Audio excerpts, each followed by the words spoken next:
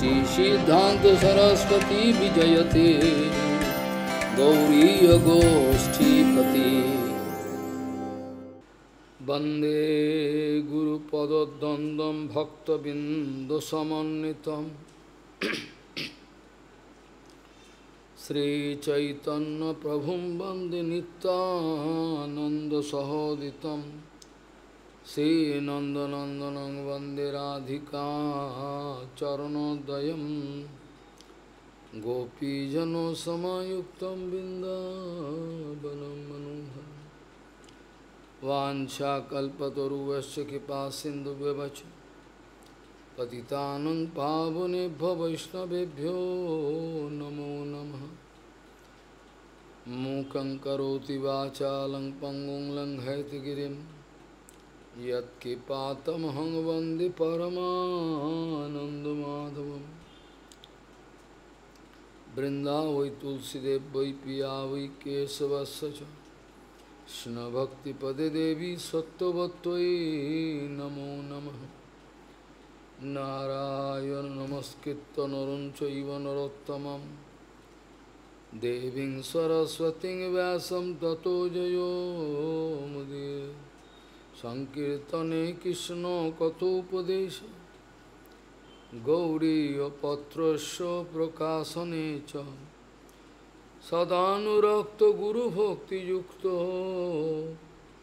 भक्तिप्रमोदाक्ष जगोद्वरुन् ध्येयं सदा परिभवग्नमभिष्टदोहं तीर्थास्पदं शिवविरिञ्चनुतं शरण्यं वेत्तात्तिहं प्रणतपालभवाद्दिपूतं वन्दे महापुरुषते चरुणारविन्दं यत्पादपल्लवनखचन्दमनिच्छटाय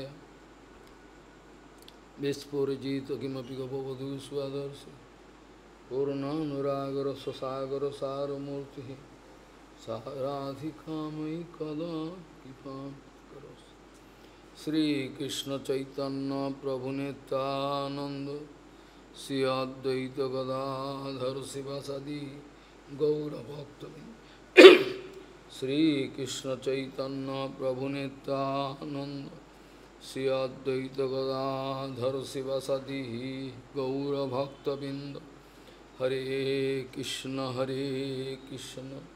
कृष्ण कृष्ण हरे हरे हरे राम राम राम हरे हरे।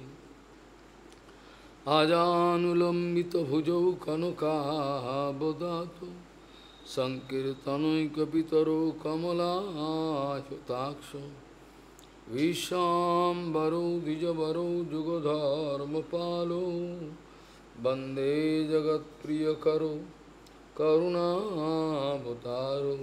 हरे कृष्ण कृष्ण कृष्ण हरे हरे हरे राम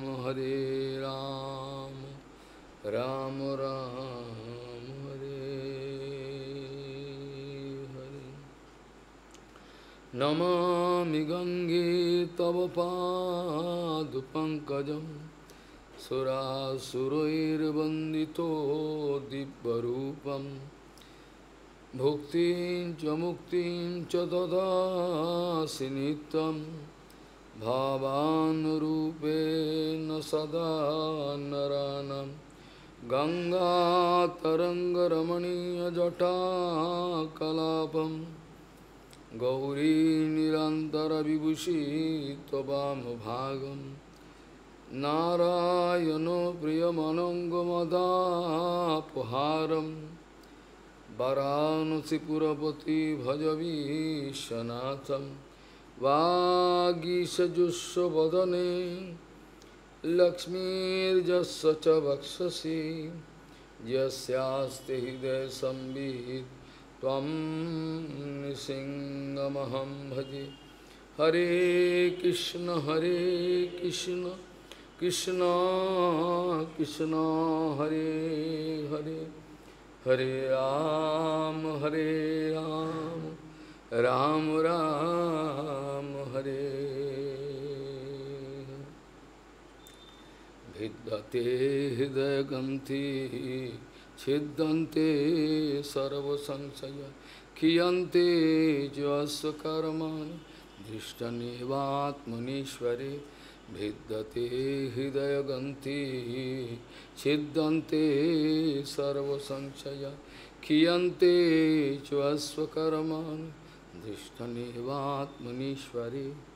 गौड़ीय गोष्ठीपति श्री शिल भक्ति सिद्धांत सरस्वती गोस्वामी जगत बहुपाद परमहंस जगद्गुरु জানিয়েছেন জীবের বিপরীত রুচিকে পরিবর্তন করা মহাদয়াময় যারা তাদের কার্য। গৌড়ীয় গোষ্ঠীপতি শ্রী শিল ভক্তি সিদ্ধান্ত সরস্বতী গোস্বামী বহুপাদ পরমহংস জগদ্গুরু জানিয়েছেন জীবের বিপরীত রুচিকে পরিবর্তন করা মহাদয়াময়গণ তাদের কর্ম, তাদের কাজ, তাদের দয়া, তারাই হলেন গুরু বৈষ্ণব। জীবের বিপরীত রুচিকে পরিবর্তন করা অসম্ভব, অথবা নেক্সট টু ইম্পসিবল বললেও ভালো হয়। অসম্ভবের পরে যদি কিছু থাকে কোনো শব্দ, তাহলে সেটাই প্রয়োগ করলে আমার মনে হয় ভালো হয়। বলছেন জীবের বিপরীত রুচিকে পরিবর্তন প্রচণ্ড অসম্ভব কথা, কোনো মতেই পরিবর্তন করা যায় না। তথাপি গুরু বৈষ্ণবগণ আপ্রাণ চেষ্টা করেন যদি কোনো রকমভাবে পরিবর্তন করা যায়। প্রভুপাদ বলছেন এই জগতে থাকবার আমাদের কোনো পাকাপাকি কোনো বন্দোবস্ত নাই। জানি আমরা গেঁজাখোরের মতো এই আশাতেই পড়ে রয়েছি, কিন্তু বাস্তবিক পক্ষে এই জগতে থাকবার কোনো পাকাপাকি কোনো বন্দোবস্ত নাই। এই জগতে কদিন, তারপর সব ছেড়ে ইচ্ছায় অনিচ্ছায় আমাদেরকে যেতেই হবে। এই জগৎ থেকে আমাদেরকে যেতেই হবে। এই জগতে থাকবার কোনো ব্যবস্থা আমাদের করা যাবে না, হয় না, সম্ভব নয়। যে কোনো মূল্যেই যে কোনো ভরসা আমরা করতে পারি, অনেক জিনিসের ওপর, অর্থ, করি, বৃত্ত, প্রতিপত্তি, বিভিন্ন জিনিসের ওপর আমরা ভরসা করতে পারি, কিন্তু কোনো মতেই পার্মানেন্ট নয়, কোনো মতেই থাকা যাবে না, এখানে ব্যবস্থা করা যায়। ভিদ্যতে হৃদয় গ্রন্থি, হৃদয়ের যে গ্রন্থিগুলো আছে, অবিদ্যা, অস্মিতা, অহমিতা, মমতা আদি, এগুলো এক একটা যে ভয়ঙ্কর একটা করে গাঁট, এগুলো গ্রন্থি বলা হয়। এতই ভয়ঙ্কর গ্রন্থি যে এখান থেকে এক একটা করে গ্রন্থিকে কেটে নিয়ে, জীবকে পুরো মুক্ত করে নিয়ে অপ্রাকৃত জগতে পাঠিয়ে দেওয়া, নিয়ে যাওয়ার মতো যে পরোপকার, এটা প্রায় অসম্ভবই বলা যায়। কিন্তু তথাপি সম্ভব, যদি আমি আত্মনিবেদন, দৈন্যে ঘুচাও জঞ্জাল, যদি নিজের মধ্যে আমার অপদার্থতা, আমার ক্ষুদ্রতা, আমার তুচ্ছতা, এগুলো যদি অনুভব হয়, তাহলে সেক্ষেত্রে শরণাগতি বলে একটা জিনিস হবে। শরণাগতি থাকলে গুরু বৈষ্ণব সেখানে অবশ্যই তাদেরকে কৃপা করবেন এবং তার ফলে অপ্রাকৃতিক জগতে যাওয়ার ব্যবস্থা হবে। প্রভুপাদ বলছেন যিনি আমাকে অকারণে মহাশত্রু ভেবে নিয়েছেন, আমি কাউর শত্রু নয়, কিন্তু তথাপি যদি কোনো কেউ আমাকে মহাশত্রু ভেবে নিয়ে থাকে, আমার মহাশত্রুরও যেন অমঙ্গল কামনা আমার হৃদয়ে বিন্দুমাত্র না হয়, ভগবৎ চরণে এই প্রার্থনা রাখি।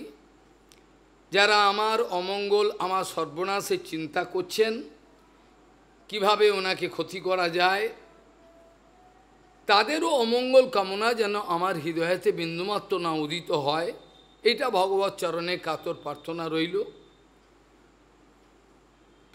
যেমন দন্তরাজি, জিহ্বা অত্যন্ত কোমল, কিন্তু দন্তরাজির মাধ্যমে চারিদিকে দন্তরাজি রয়েছে, তার মধ্যিখানেতে জিহ্বা অত্যন্ত নরম, সে বিচরণ করে।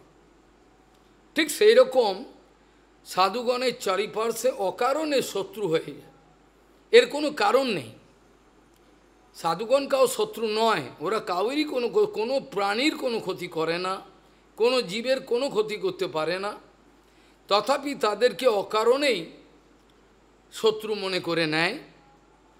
তার কারণ জীবের যে স্বেচ্ছাচারিতা সেটা গুরু বৈষ্ণবের চোখের সামনে পূর্ণ হতে পারে না। ওই জন্য তারা চায় গুরু বৈষ্ণব চলে গেলে ভালো, ইনি কারোর সঙ্গে অ্যাডজাস্ট করতে পারেন না, ইনি চলে গেলে আপদ গেল ভালো হবে, এবার আমাদের স্বেচ্ছাচারিতার একটা সুযোগ সুন্দর হবে। এই কারণে তারা গুরু বৈষ্ণবকে শত্রু মনে করে। বাস্তবিক পক্ষে তারা শত্রু নয়, ওই বিপরীত রুচিকে পরিবর্তন করা যেটা বলা হলো ভয়ঙ্কর। যিনি তার গলা কাটতে চান তারও তিনি জিজ্ঞাসা করেন কেমন আছেন, জিজ্ঞাসা করে অপারেশন হয়েছে কেমন হলো, কেমন আছেন, ভালো ভালো কি না জিজ্ঞাসা করেন, তাকে থাকতে দেন, তার কোনো যেন অসুবিধা না হয়। কিন্তু প্রভুপাদ বলছেন বৈষ্ণবগণ নিজের প্রতি অজস্র অপমানকে সহ্য করতে পারেন। বৈষ্ণবগণ, গুরু বৈষ্ণবগণ নিজের প্রতি অকথ্য অপমান অত্যাচারকে সহ্য করতে পারেন, কিন্তু তারা যখন দেখেন গুরু বৈষ্ণবের ওপর অপমান হচ্ছে, গুরুবর্গের ওপর, তখন আর তারা ধৈর্য ধরতে পারেন না। আর এটাকেই বলা হয় ভক্তি। আমি অপরের দোষ দর্শন করব, এটা গুরু বৈষ্ণবের নীতি নয়, এটা তারা দেখেন না। কিন্তু যদি তারা এক একটা দোষ দর্শন করিয়ে না দেন, তাহলে বদ্ধজীব সংশোধনের কোনো সুযোগই পাবে না। ওই জন্য তারা দয়া করে এগুলো বলেন, তারা হিংসা করে বা বিদ্বেষ করে তার প্রতি আশ্চর্য করে এরকম ধরনের কোনো কথা তারা করেন না। তারা নিজের প্রতি অত্যন্ত অত্যাচার অনেক কিছু সহ্য করতে পারেন, করেও চিন্তা করেন যদি কোনো রকমভাবে আমাকে দেখে আমার আচরণ দিন রাত কী করছে এটা দেখেও যদি কোনো সময় একটা অনুতাপ আসে জীবনে, সত্যিই তো তাই, আমি তো জীবনে অত্যন্ত অন্যায় করলাম, অপরাধ তো দূরের কথা, সে তো করলামই। শ্রীল ভক্তিবল্লভ তীর্থ গোস্বামী মহারাজের একটা উৎসব হয়েছিল পাঁশকুড়া না কোথায়, সেখানে গাড়ি করে যাচ্ছেন, বলছেন পুরো রাস্তায় শুরু থেকে শেষ পর্যন্ত আমার নিন্দা, চর্চা, অপমান, অত্যাচার, এগুলো আমি সেটা শুনে হাসলাম। এর হতেই পারে, এগুলো না হওয়াটাই আশ্চর্য। এগুলো হলো কেন এই প্রশ্নটা আমি করি না, বরঞ্চ আমি আনন্দিত। আমার সমালোচনা হচ্ছে মানে কিছু একটা হচ্ছে, আমার সমালোচনা যদি কিছু হচ্ছে সারা রাস্তা, তাহলে নিশ্চয়ই একটা কিছু একটা হচ্ছে, ওদের অসুবিধা হচ্ছে, আমার কথা বা আমার আচরণ কোনো রকমভাবে অসুবিধা হচ্ছে, যার জন্যই শ্রীল সন্ত গোস্বামী মহারাজের সমাধি যখন হবে কোথায়, মেদিনীপুরে, খড়গপুরে, কেশিয়াহাড়িতে, সেইখানে বলছেন সারাক্ষণ সেই সভাতে আমার নিন্দা হলো। এগুলো শুনে আমি খুব খুশি, কিন্তু যখন ভক্তিবিনোদ ঠাকুর বা প্রভুপাদ বা আমার গুরুবর্গের কোনো নিন্দা হয় তখন আমি তার গলাটাকে টিপে ধরি, এটা আমার নিয়ম। এটি প্রভুপাদ আদেশ করেছেন, কারণ গুরুবর্গের নিন্দাতে চুপ করে থাকা, মৌন থাকা, গুরুবর্গের নিন্দাতে মৌন থাকা, সহ্য করা, এটা অধঃপতনের লক্ষণ। অর্থাৎ যদি তাড়াতাড়ি অধঃপতন হতে হয় তাহলে গুরুবর্গের নিন্দাকে শুনতে হবে, চোখের সামনে নিয়ে কোনো প্রতিবাদ করা যাবে না। যেটা ভাগবতী মহাপুরাণের 4th স্কন্ধে দেবীজি মহারাজ, দেবী ভগবতী দেবী বলেছেন, যদি কোনো জায়গায় এরকম নিন্দা হয়, বৈষ্ণব তার জিহ্বা ছেদন বা সেই জায়গা থেকে চলে যাওয়া, কর্ণ বন্ধ করে ইত্যাদি বিভিন্ন কথা তিনি বলেছেন। এগুলো ভাগবতের প্রামাণিক জিনিস, এগুলো কোনো গল্প নয়, এগুলো প্রভুপাদের জীবনেও দেখা গেছিল সমস্ত। এগুলোর মধ্যে কোনো বানানো কোনো কিছু নাই, এটা বাস্তবিক কথা। কারণ সম্বন্ধ জানিয়া ভজিতে ভজিতে অভিমান হবে দূর। আমার সম্বন্ধ হলো না, যখন আমার পিতা মাতা ভাই বন্ধু এর সঙ্গে সম্বন্ধ থাকে, সম্বন্ধ তো থাকেই, তাহলে তাদের অপমানে আমি অত্যন্ত ক্ষিপ্ত হয়ে যাই। কিন্তু গুরু বৈষ্ণবের অপমানে আমি অসন্তুষ্ট হই না, রেগে যাই না, কারণ আমার সঙ্গে গুরু বৈষ্ণবের কোনো সম্বন্ধ হয় না। আমি তিলকমালা করতে পারি, হরে কৃষ্ণ বলতে পারি মালা নিয়ে, কিন্তু বাস্তবিক পক্ষে আমার গুরুবর্গের সঙ্গে আমার সম্প্রদায়ের সঙ্গে কোনো সম্বন্ধ হয়েছে কি না, সেটা আমার এক একটা লেখা, আমার ক্রিয়াকর্ম, আমার আচার আদর্শ বলে দেবে। এগুলো গল্প করার কোনো বিষয় নয়, এটা এমনি বলে দেবে। ঠিক যেমন জিহ্বা কোমল, অত্যন্ত কোমল, শরীরের কোমল অংশ, কি সে যেমন চারিদিকে দন্তরাজিতে পরিবেষ্টিত হয়ে থাকে, মানে চারিদিকে শত্রু, একটু যদি ভুল হয়ে যায় তাহলে ওই জিহ্বার ওপরে দন্ত বসে গিয়ে রক্ত বার করে দেয়, খ্যাঁচ করে পড়বে, রক্ত বেরিয়ে গেল, জিহ্বা দিয়ে রক্ত বেরোচ্ছে। কিন্তু তথাপি জিহ্বা কোনো প্রতিবাদ করে না, বরঞ্চ দাঁতের যদি যন্ত্রণা হয়, দাঁতের কোনো অসুবিধে হয়, সেই জিহ্বা গিয়ে সেই জায়গাটা বারবার চাটে, বলে ভাই কেমন আছো, এটা বলে। এইভাবে গুরু বৈষ্ণবের চরিত্র ব্যবহার দেখলেই বোঝা যায়। কিন্তু যারা অন্ধ তারা তো চিনতে পারবে না, যারা অন্ধ তারা চিনতে পারে না, তারা বুঝতে পারে না, গুরু বৈষ্ণবের লক্ষণ জানে না, তারা ভূতের মতো খালি লোক ব্যবহারে ব্যস্ত, এর বাইরে তারা কিছু জানে না, লোক ব্যবহারটাকেই তারা বড় কিছু মনে করে। কিন্তু শুদ্ধ গুরু বৈষ্ণব যখন সে অবস্থায় ওঠেন, তাদের জীবন থেকে লোক ব্যবহার খসে যায়, তারা লোক ব্যবহার আর থাকতে পারে না। এমনকি নিজের যে আচার আচরণগুলো, আদর্শগুলো পালন করা লোককে শিক্ষা দেওয়ার জন্য, সেগুলো পরমাংশ অবস্থায় দেখা যায়, সেগুলো আর, কারণ তার নিরন্তর ভগবানের সঙ্গ হচ্ছে, ভগবানের সেবা হচ্ছে, সেক্ষেত্রে আর তাদের আর সেই সব, যেটা মাধবেন্দু পুরীপাদ বলছেন না, আমার স্নান করার আর টাইম নেই, আমার আহ্নিক করারও টাইম নেই, হে আহ্নিক তুমি আমায় ক্ষমা করো, হে সন্ধ্যা বন্দনম নমস্তভ্যাম ভো স্নান তুভ্যাম নমঃ, হে স্নান আমায় ক্ষমা, চান করার টাইম নেই, আমার সন্ধ্যাবন্দন করা। সন্ধ্যাবন্দনের উদ্দেশ্য কি? ভগবানের সঙ্গে সংযুক্ত হয়ে ভগবানের নিত্য সেবায়, এটা তো তারা আছেনই। আমাদের পরম পূজ্য কেশব গোস্বামী মহারাজ মাসের মধ্যে বোধহয় একবার চান করতেন, সময় নেই, কিন্তু গায়ে কোনো গন্ধ নেই, কিছু নেই। এটা বৈষ্ণবের অপ্রাকৃত শরীর, কিন্তু আমরা এগুলো অনুভব করতে পারি না, যার জন্য মুশকিল হয়ে যায়। ভিদ্যতে হৃদয়গ্রন্থি, এটা তো হৃদয়গ্রন্থি তো ছেদন করবেই। প্রভুপাদ বলছেন হৃদয়গ্রন্থি ছেদনের একটাই রাস্তা, অন্য কোনো রাস্তা নেই। টাকার বলে, অর্থাৎ অর্থ বলে, লোক বলে, বিদ্যা বলে, কোনো রকম বলে, মেধা বা প্রতিভার বলে, কোনোদিন এই অনর্থগুলোকে তাড়ানো যাবে না। এ বন্ধন যেগুলো আছে, অনর্থগুলো আছে, এগুলোকে কোনোদিনই তাড়ানো যাবে না, এগুলো তাড়ানো সম্ভব নয়। একটাই রাস্তা খোলা আছে, যদি কেউ অন্তর থেকে শুদ্ধ গুরু বৈষ্ণবের সঙ্গে সম্বন্ধ হয়ে যায়, তার স্নেহ ভালোবাসা পেয়ে যায়, তার আনুগত্য থাকে, তখন তার অনর্থগুলো আস্তে আস্তে খসে যায়, এগুলো আর তখন থাকে না।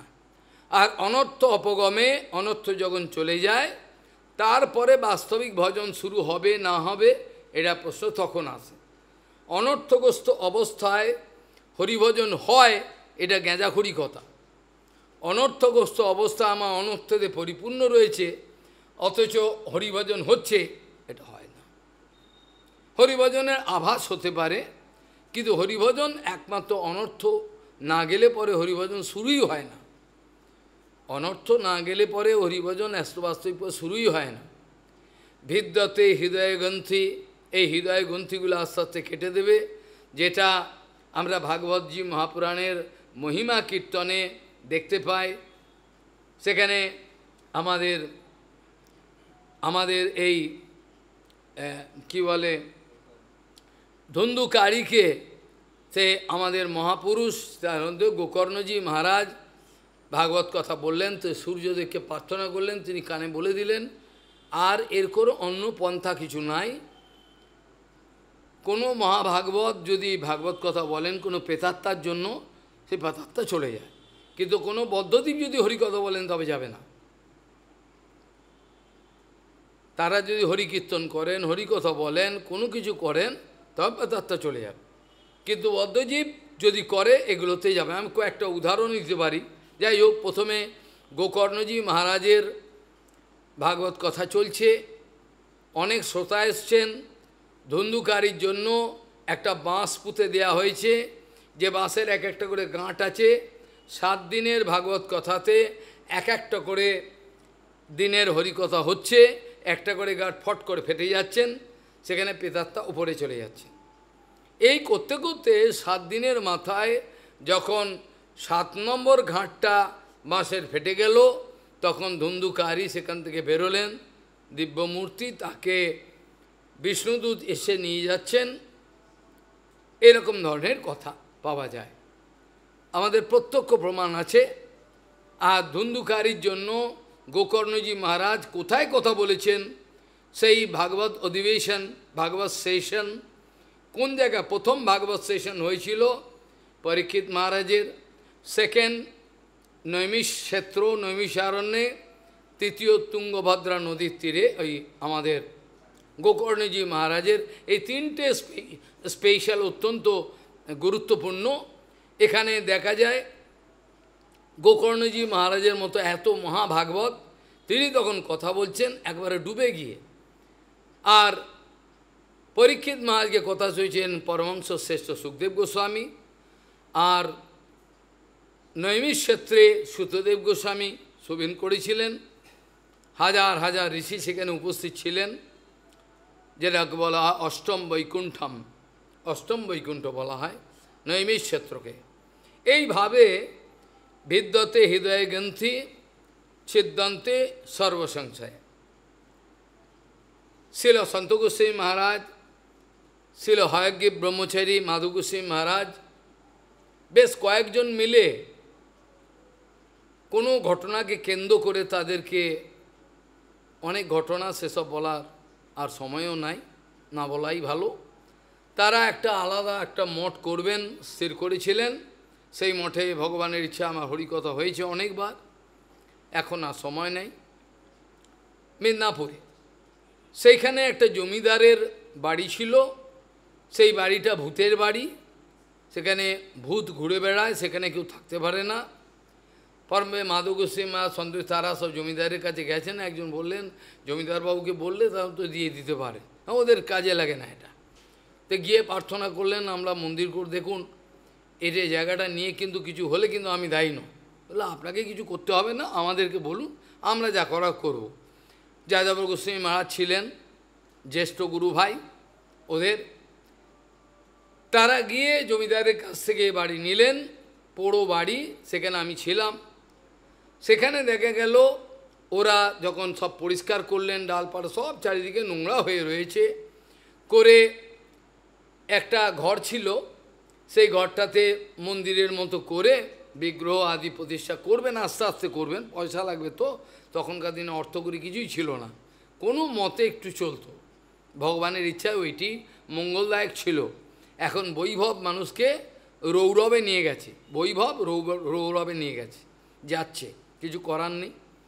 সেখানে যখন হরিকথা বলতে বসা হয়েছে, এই কাঠের, সেখানে এত বড় একটা ইঁট ওপর থেকে দুম করে পড়ল, ভাগবতের পাশে টেবিল ফেটে গেল, এই প্রেতাত্মা ফাটছে, মারছে, কিন্তু তথাপি তারা কিন্তু আশা ছাড়েননি। তাদের নাম সংকীর্তন হরিকথার বলেতে হে প্রেতাত্মা কোথায় চলে গেল, সেখানে আমি ছিলাম, কোথায় প্রেতাত্মা দেখলাম না কাউকে। এরকম না, পুরনো, অনেক পুরনো বাড়ি, এই মোটা মোটা দেয়াল, বিরাট মোটা দেয়াল, এইসব আরও অনেক কয়েকটা ঘটনা বলা যেতে পারে, এগুলো আর বলার কোনো এ নেই। কাজেই ভিদ্যতে হৃদয়গ্রন্থি ছিদ্যন্তে সর্বসংশয়া। এখানে একটা গুরুত্বপূর্ণ বিষয় আছে, যতক্ষণ পর্যন্ত আমার হৃদয়েতে আমার কোনো রকমভাবে গুরু বৈষ্ণব ভগবান ধাম নাম পরিকর সম্বন্ধে, লীলা সম্বন্ধে কোনো রকম ডাউট যদি আমার থাকে, সন্দেহ, যেটা আমার জীবনকালে আমার সমাধান হয় নাই, বুঝে গেল, আমার জীবদ্দশায় আমি যতদিন বেঁচে আছি আমি সমাধান করতে পারিনি, আমাকে কেউ উত্তর দেয়নি, এরকম ধরনের যদি থাকে, ভগবানের ধাম, নাম, পরিকর, বৈশিষ্ট্য সব কিছু সম্বন্ধে কোনোরকমভাবে গুরু বৈষ্ণব সম্বন্ধে আমার একটা সন্দেহ রয়ে গেল, এটা সমাধান হলো না আমার মৃত্যুর সময়, তখন ওই সংশয় সন্দেহ আছে বলে গুরু বৈষ্ণব ধাম নামের সম্বন্ধে তোমাকে আবার জন্ম নিতে হবে। অনেকটা ছিল, কিন্তু হলে কিছু যেহেতু সন্দেহ রয়েছে, তাকে আবার জন্মগ্রহণ করতে হবে, ওই সন্দেহ কাটাতে হবে, তারপর তো অন্য কথা। এই জন্য আমাদের জীবনে যেন আমাদের জীবদ্দশায় ভগবান করুন, গুরু বৈষ্ণবের আশীর্বাদে আমাদের কোনো রকম সংশয় সন্দেহ যেন কোনোরকমভাবে না থাকে। আর থাকা মানে বিপজ্জনক, আমাদের আবার জন্মগ্রহণ করতে হবে, এটা তো কোনো বুদ্ধিমানের কাজ হলো না। তাহলে ভিদ্যতে হৃদয় গ্রন্থে সিদ্ধান্তে সর্বসংশয় ক্ষিয়ন্তে চ আশ্বকা। আমরা জানি কর্ম, ভগবদ গীতাতে বলছেন ভগবান, গহন কর্মণা গতিহি। অর্জুন, কর্মের গতি এত ভয়ঙ্কর, লোকে এটাকে দেখতে পারে না। কর্মের গতি এত বিভৎস ভয়ঙ্কর, এ কিন্তু কর্মটাকে নিজে ডেকে নিয়ে এসছে। আমাদের হৃদয়তে যে কামনা বাসনা আছে, সেই কামনা বাসনা আমাদের কর্মকে ডেকে নিয়ে আসে, বোঝা গেল? এই কামনা বাসনাটা আমাদের কিন্তু কর্মকে ডেকে নিয়ে, কর্ম কিন্তু পূর্ব কর্মফল অনুযায়ী তোমাকে যে কর্মফল ভোগ করতে হবে, তাতে যদি তুমি সহ্য করতে পারো, তুমি যদি ব্রহ্মাজির মতো অনুভব করতে পারো, তত্ত্বে অনুকম্পা সুসমীক্ষমানম, হ্যাঁ, ভুঞ্জানেত এব আত্মকৃত বিপাকম হৃদ্বাগ বপুবীর বিদধত নমস্তে জীবে তো ভক্তিপদে সদায় ভাগ। ভাগবত আছে জীবে তো মুক্তিপদে সদায় ভাগ, তবে সে মুক্ত হতে পারে। ব্রহ্মাজি বলছেন, আমার জীবনে যা কিছু ঘটনা ঘটছে, পজিটিভ নেগেটিভ এগুলো সব ঘটে যাচ্ছে, ভয়ঙ্কর বিভৎস, এটা আমি আশা করি। বদ্ধজীবের যে কোনো অ্যাকশান, যে কোনো ক্রিয়াকর্ম বিপজ্জনক। যেমন একটা বাচ্চা ছেলে কিছু বোঝে না, ছোট্ট হামাগুড়ি দিচ্ছে, হট করে আগুনটায় গিয়ে ধরতে গেল। আমার নিজে দেখায়, ছুরিটা রয়েছে, হট করে বাচ্চা গিয়ে ধরতে গেল, হাতটা পুরো কেটে গেল, ওরা জানে না। সেরকম বদ্ধজীব তারা ওই রকম ধরনের বাচাল, তারা জানে না এই যে আমি ক্রিয়াকর্মটা করে ফেললাম, এর পরিণাম কি হবে। আমি তো হুজুকের মতো করে ফেললাম, আমি করে ফেললাম, আমার আত্মীয় পরিজন বলে ফেললাম, আমি করে ফেললাম, ধুম করে ফেললাম। কিন্তু গুরু বৈষ্ণব ভবিষ্যৎবাণী করে দেয়, এই যে করলো এ কিন্তু দেখো বিপরীত হবে। যেহেতু ওর সঙ্গে পরামর্শ করেনি, ওই জন্য ওকে বলতে যায় না, ও কিন্তু অন্য লোকের কাছে বলে দেখে এই যে করলো এর পরিণাম দেখবে, আগে দিয়ে ভবিষ্যৎবাণী করে দেয়, ওর দেখতে পায়। ওই জন্য আমাদের each and every action should be controlled by guru Vaishnava. আমি জানি আমরা গুরু বৈষ্ণবে আনুগত্য করতে চাই না, যদিও আনুগত্য করি বলে একটা দেখাই, সেটা বাস্তবিক আনুগত্য হয় না, বাস্তবিক আনুগত্য হয় না। আমরা মনে করি আমরা আনুগত্য করছি, কিন্তু এটা হয় না। এই জন্য আমাদের each and every action should be controlled by guru Vaishnava. তাদের দ্বারা আমাদের নিয়ন্ত্রিত হতে হবে। যদি আমার এই জীবনেই সমস্ত সমস্যার নিষ্পত্তি চাই, আমি একটা সমস্যা আর পরের জীবনে নিয়ে যেতে চাই না। যা কিছু সমস্যা আছে এই জন্মে এই সময়েতে শরীরে বল থাকতে থাকতে আমি সমাধান করে শেষ করে দেবো। এবার বাকি জীবন আমি হরিকথা কীর্তনে আমি ডুবে থাকবো। আমি বাইরের জগতের কোনো রকম কোনো কিছু দেখতে চাই না। ভক্তিবিনোদ ঠাকুর বলছেন, আমাদের জীবনকালে কোনো রকমভাবে কিছু বাহ্যিক সম্বন্ধ রাখতে হয়, এটা লৌকিক, এটা গুরু বৈষ্ণবের জীবনে এটা নেই বললেই হয়। এই রকমভাবে আমাদের জীবনযাপন কাটালে পরে তবে আমাদের মুক্ত হতে পারবো। ভক্তি তো অনেক পরে, যেটা গৌড়ীয় দর্শনে আমাদের বলছেন, মুক্তির অনেক রকম ব্যাখ্যা বেদান্ত হচ্ছে, অনেক বলা। এই ব্যক্তি এদের ধারণা হলো এটাকে বলে মুক্তি, ওদের ধারণা হলো এটাকে মুক্তি। কেউ কেউ বলেন কর্মবন্ধন থেকে বেরিয়ে যাওয়া, অনর্থ থেকে বেরিয়ে যাওয়া, এটাকে মুক্তি বলে। তারপরে ধেই ধেই করে নাচো, তাই কি না? কিন্তু ধেই ধেই করে নাচার কিছু নাই।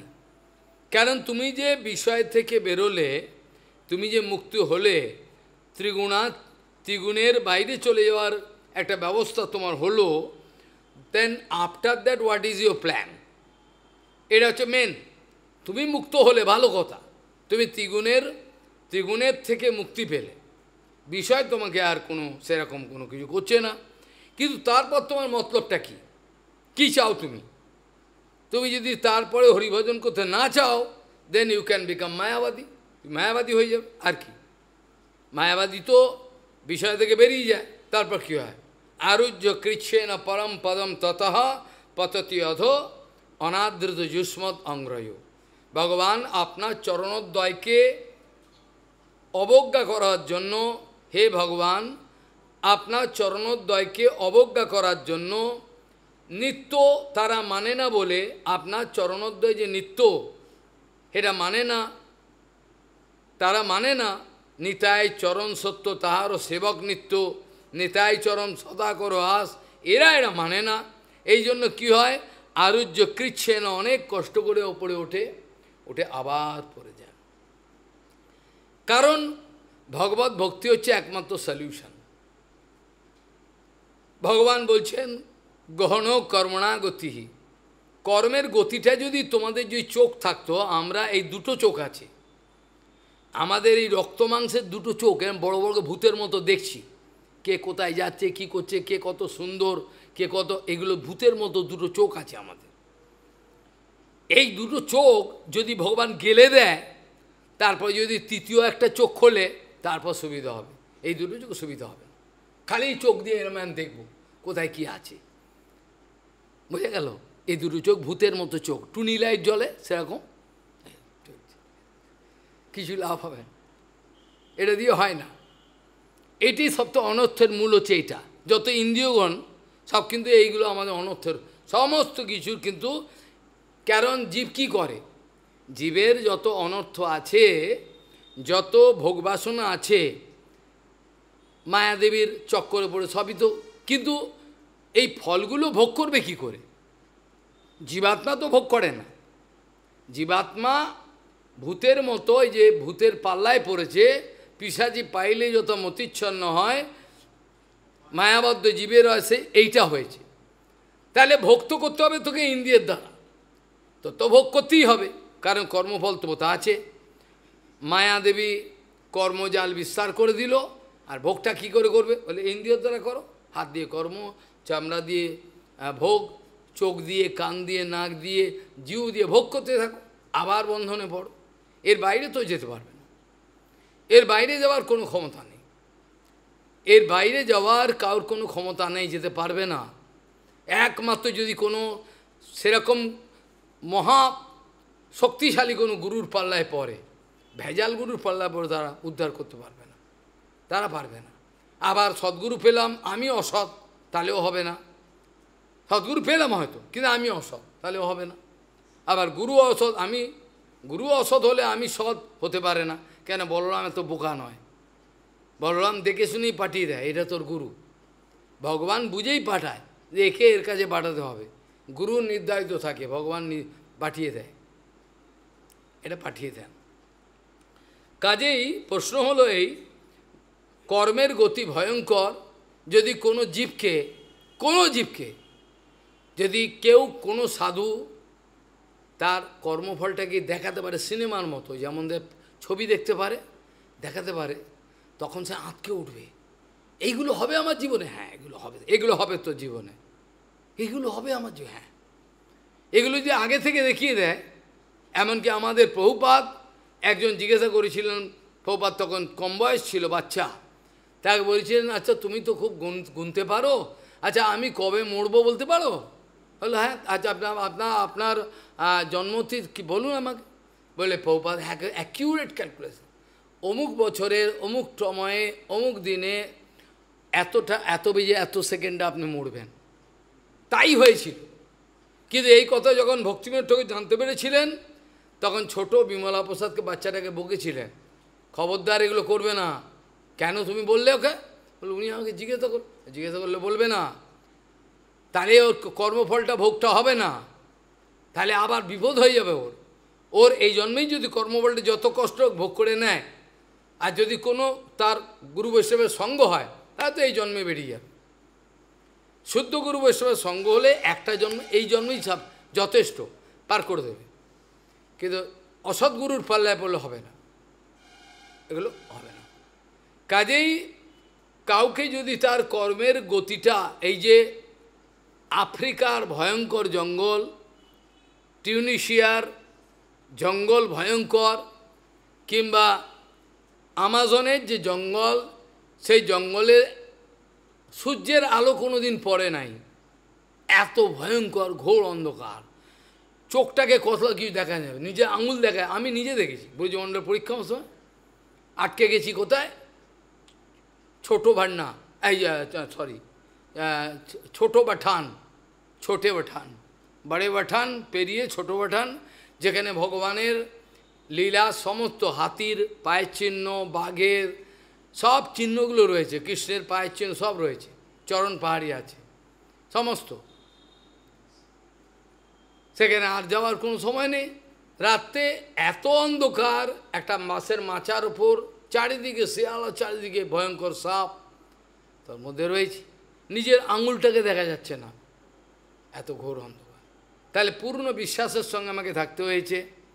এটা শেখ শাহী যাওয়ার পথে, শেখ শাহী অনেক দূর, শেখ শাহী হচ্ছে সেটা বলে হরিয়ানাতে পড়ে, আর 3টে স্টেট মিলে ব্রজমণ্ডল, ইউপি, হরিয়ানা, রাজস্থান, 3টে স্টেটের মধ্যে ব্রজমণ্ডলটা পড়ে। হিসাব করলে দেখ, আমরা জানতে পারি, এই এখন ওই স্টেটে ঢুকলাম, এই স্টেটে ঢুকলাম, এগুলো হয়। তো এইভাবে দেখা যায়, যদি সে কর্মের গতিটাকে তাকে দেখিয়ে দেয়, তাহলে সে কিন্তু চমকে উঠবে। গোকর্ণজি মহারাজকে যখন তার বাবা প্রশ্ন করেছিল, তা তো আমাকে বাঁচিয়ে দাও, এখন তো বুঝতে পেরেছেন, আগে যখন বলেছিলেন এক মহাপুরুষ আপনি এগুলোর মধ্যে যাবেন না ঝামেলা, কিন্তু মানল না, মেনেছিল কি? তাকে বলেছিল আপনার 7 জন্ম করে ছেলে পেলে নেই, তা বললে হবে না, পুত্রম দেহি বলাদপি, জোর করে পুত্র দিতে হবে, না আপনার স্বামী মরবো, আত্মহত্যা, মুশকিল ব্যাপার। আপনার 7 জন্ম করে পুত্র নেই, পুত্র নেই তো কথাই, কথাটা ঠিকই হলো। শেষকালে ঝোলা থেকে একটা মন্ত্র করে ফল দিয়ে দিন, হলো কি? সেই ছেলেটাও জন্মালো, কিন্তু সেটা তো ওর ছেলে নয়, তার মধ্যে অনেক ভেজাল ছিল। তার স্ত্রী মিথ্যে কথা বলে তার বোনের কন্যাটাকে, ছেলেটাকে নিয়ে এসেছিল, আর ফলটাকে খাইয়েছে গোমাতাকে, যার জন্য গোকর্ণজি মহারাজ আবির্ভাব হলেন, ভালো হলো। কিন্তু ওই ছেলে বেশ্যাগামী, মদ্যপায়ী কী না করেছে, তারপরে সে মাকে পিটিয়ে পিটিয়ে মারে, কুয়াতে মরল মা, কুয়াতে পড়ে। বাবা দেশান্তরী হয়ে গেল, জঙ্গলে চলে গেল কাঁদতে কাঁদতে, জঙ্গলে গিয়ে বলছেন ভগবান আমাকে এমন পুত্র দিলে কেন? আরে সেই কথাতেই তো বলেছিল আপনার পুত্র নেই, তাহলে প্রথমে কেঁদেছিলে তুমি আমাকে পুত্র দাও, না পুত্র হলে আমি কাঁদবো, আমি মরবো, আর এখন কার্য কেন, পুত্র কেন হলো? তাহলে বদ্ধজীবের দেখুন কি অবস্থা। একই লোক কিছুদিন আগে কাঁদলো হচ্ছে আমার পুত্র নেই বলে কাঁদলো, আর এখন কাঁদছে কেন, পুত্র কেন হলো? তা একই লোক, তাহলে দেখুন কীরকম অবস্থা। লোকটা একই, কিন্তু আগে কাঁদলো হচ্ছে পুত্র নেই, আমার পুত্র দিতে হবে, আর এখনকার যে পুত্র কেন হলো, সে পুত্র সব উড়িয়ে দিল, টাকা পয়সা গয়নাগাটি সব। আর সেই বেশ্যারা 3 জন মিলে তাকে মারলো, তাকে মেরে মাটি খুঁড়ে ওখানে পুঁতে দিল, দিয়ে গাছ পুঁতে দিল, বেশ চলে গেল, গয়নাগাটি সব নিয়ে চলে গেল। কত সুন্দর কামিনী কাঞ্চন ভোগ হয়ে গেল। তারপরে কি হলো, লাস্টে গোকর্ণজি মহারাজের কাছে হাউ হাউ করে কাঁদছে, আমায় বাঁচাও, আমাকে বাঁচাও। তো বাঁচাবে গোকর্ণজি মহারাজ কী করবে? পিতার এরকম, তিনি তো মহাপুরুষ, তিনি দেখতে পাচ্ছেন ইনি উল্টো করেছেন, তিনি তো উল্টো করেছেন, বাবা তো উল্টো পাল্টা করেছেন, সব পাগলের মতো কাজ করেছেন, তা এখন কি করে বাঁচাও? এখন বলছে। তখন গোকর্ণজি মহারাজ যে উপদেশগুলো করেছিল, কোনো দিন সময় হলে আমি আলোচনা করব, অপূর্ব সেসব উপদেশ।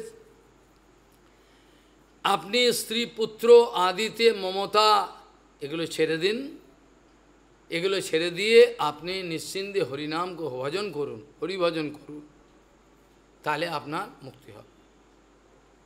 নালে আপনার যে অবস্থা, এতে কিছু করার থাকবে না।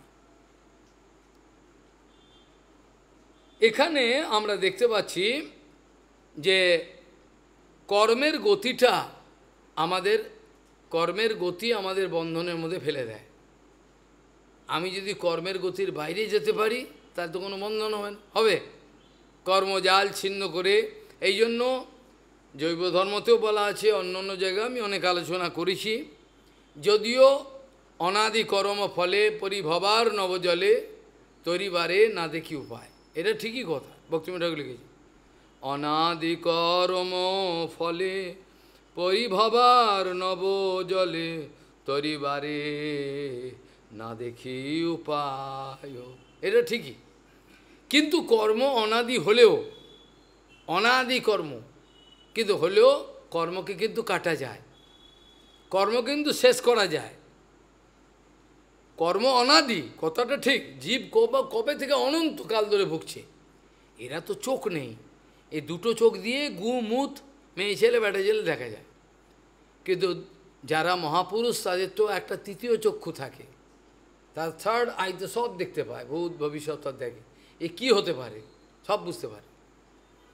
যে শঙ্কর ভগবানের এখানে একটা চোখ আছে, পার্বতী মায়ের, আর পৌপাদের যে তৃতীয় চোখ, এটা চোখে দেখতে পায় না।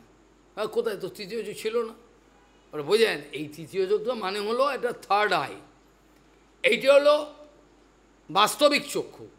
যে চক্ষু দিয়ে এখন দেখছে, এটা গু মুত টাকা পয়সা মেয়ে ছেলে বেড়ে এগুলোই দেখবে, এগুলো দিয়ে কিছু দেখা যায়। যখন তৃতীয় চক্ষুটা খোলে, তখন সে দেখা যায় দিব্য, সব কিছু বোঝা যায়, সমস্ত কিছু অনুভব করা যায়, কি পরিণাম কি হতে চলেছে, কি হবে, সব কিছু তারা বুঝতে পারে। এগুলো সবার হয় না, খুব রেয়ার। পৃথিবী খুঁজে পেলে হয়তো খুবই রেয়ার, কয়েকজন হতে পারে। কাজেই সেখানে বলছেন কর্ম অনাদি হলেও তাকে কাটা যায়, তাকে বন্ধ করা যায়। কর্মের যে প্রপাগেশন কর্ম, সেটাকে স্টপ করা যায়। কিভাবে করা যায়? কর্মর যে মূলটা, এটা জেনে নিয়ে, অর্থাৎ গুরু বৈষ্ণবকে আত্মসমর্পণ করলেই তারা কর্মের যে গতিটা, ওটাকে আটকে দেবে। আর ভক্তি শুরু হলেই কর্ম তো আর কর্মের গতি আর কিছু করতে পারবে না, কর্ম কিছু করতে পারে। এমনকি ভক্তিরা যে এতটাই সুবিধে, যদি সে গুরু বৈষ্ণবের স্নেহ লাভ করে, তাহলে অনর্থ কিছু আছে এখনও যায়নি, তথাপি তার সুবিধে হতে আস্তে আস্তে সর্বশক্তি জাগ্রত হতে থাকে, অনর্থ চলে যাবে। কর্মর্থ যাওয়ার তো একটাই রাস্তা, শুদ্ধ গুরু বৈষ্ণবের সেবা, আর তো কোনো রাস্তা নেই।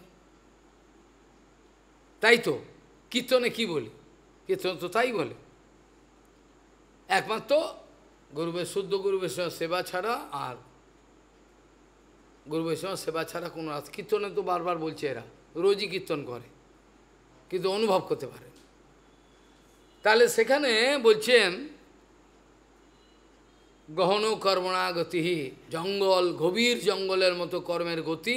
এক কর্ম তোমাকে অন্য কর্মের ফেরেতে ফেলবে, ওই কর্ম তোমাকে আরেকটা কর্মের ফেরেতে ফেলবে, ওই কর্ম তো আরেকটা, এইভাবে তুমি নেটওয়ার্ক বিস্তার করবে। মাকড়সা যেমন একটা জাল বিস্তার করে কর্মের এই জালের মধ্যে তুমি জড়িয়ে পড়বে, তোমার কোনো রেহাই নাই, কোনো রকম রেহাই, বের করতে পারবে না। তাই জন্য বলছেন এখানে, ভিদ্যতে হৃদয়গ্রন্থি সিদ্ধান্তে সর্বসংশয় ক্ষেয়ন্তে চ অশ্ব কর্মাণি অশ্ব কস্য বদ্ধ জীবস্ব। ক্ষেয়ন্তে মানে ক্ষয় করে দেবে কর্ম। যদি সে সেই পরবস্তুকে লক্ষ্য করতে পারে, আর পরবস্তু দেখাবে কে? পরবস্তু মানে অ্যাবসলিউট বস্তু, সেই পরবস্তুকে যদি দেখতে পায়, কিন্তু দেখাবে কে? গুরু যদি নিজেই অন্ধ হয়, এ তো অপরকে তো দেখাতে পারবে না।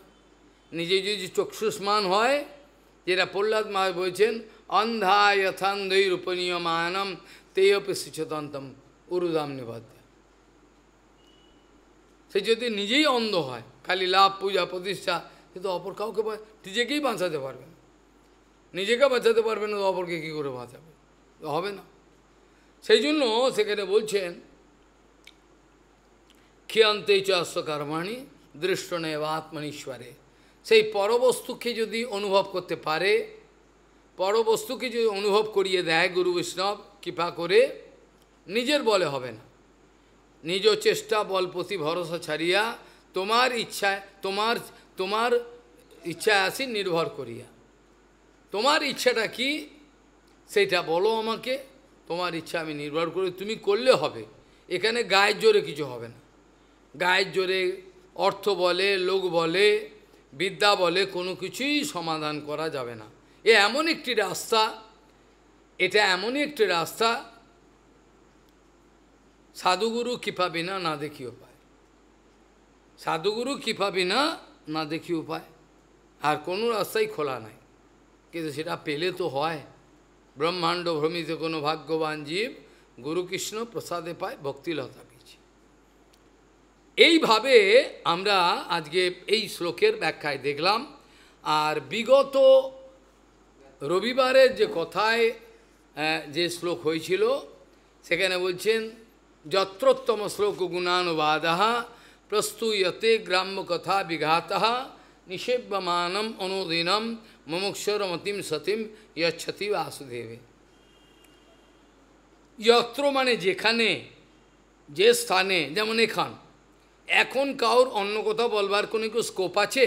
যদিও জানি সে বিষয়ের চিন্তা করবে, কিন্তু এখানে তো আমার সামনে অন্য কথা বলতে পারবে না, পারবে কি? একটাও বলার ক্ষমতা নেই। তাহলে যত্রোত্তম শ্লোক গুণানুবাদঃ, যেখানে ভগবানের গুণকীর্তন হচ্ছে বাস্তবিকভাবে, সেখানে অন্য কাহুর অন্য গ্রাম্য কথা বলবার কোনো ব্যবস্থা থাকে না। গ্রাম্য কথা বিঘাতঃ, মেটেরিয়াল টকিংস, গ্রাম্য কথায় ওখানে বাধাপ্রাপ্ত হবে, পারবে না। সেই জন্য এটা নিশ্চয় করে বলছেন সুখদেব গোস্বামী যত্রোত্তম শ্লোক গুণানুবাদঃ প্রস্তুয়তে, যেখানে গ্রাম্য কথা বিঘাতঃ, যেখানে ভগবত কথার প্রস্তুত হয় সেখানে গ্রাম্য কথা বিঘাতঃ, নট ঘাতঃ। সেখানে উপসর্গ বলে একটা জিনিস আছে, পড়েছেন কি? ব্যাকরণে পড়েননি? প্র, পরা, অপ, অনু, অনু, নি, বি, এগুলো সব আছে 20টা উপসর্গ। এই উপসর্গ এমনই, উপসর্গের মানেটা কি? ডাক্তার দেখে উপসর্গ কি হয়েছে, এটা রোগ বোঝে। এই উপসর্গ বলা হয় এটা ব্যাকরণে, কিন্তু উপসর্গের এত ক্ষমতা যে একই ধাতু যদি উপসর্গ একটা অ্যাড করে দেওয়া যায়, এখন যেটা মানে হলো তার থেকেও বিপরীত মানে হয়ে যাবে। বুঝে গেল? এই জন্য ব্যাকরণে বলছে যে উপসর্গেণ ধাতুর অর্থ বলাৎ অন্যত্ব নিয়তে। বুঝে গেল? উপসর্গের দ্বারা ধাতু অর্থ বলাদ অন্যত্ব নিয়তে।